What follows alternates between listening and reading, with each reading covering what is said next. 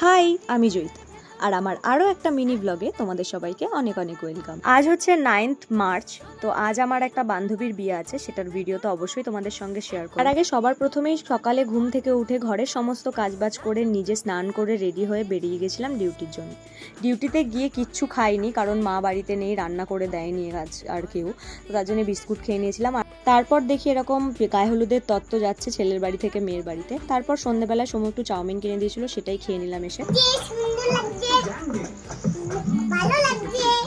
তারপর অনেকটা দেরি হয়ে গেছিলো, তার জন্য সঙ্গে সঙ্গে বাড়ি গিয়ে রেডি হয়ে বান্ধবীর বাড়ি চলে গিয়েছিলাম, ওর বিয়ে ছিল। আর এই যে দুই সুন্দরী আমার বান্ধবী, এরা দুজনে। তারপর এদিকে বর চলে এসেছিল, আর আমরা সেসব বাদ দিয়ে চলে গিয়েছিলাম কফি খেতে। আমি তো 5 কাপ কফি খাই। তারপরে খেয়ে নিয়েছিলাম একটু পকোড়া। তারপর এই ছোট্ট ছোট্ট পুচকুগুলোর সাথে একটু দেখা করে এলাম।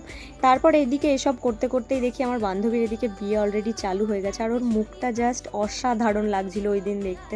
তারপর আমরা বসে পড়ি খাবার দাবারের জন্য। তারপর সোমনাথ আমাকে নিতে আসে, আমরা দুজন মিলে বাড়ি চলে আসি। তো দ্যাটস ইট।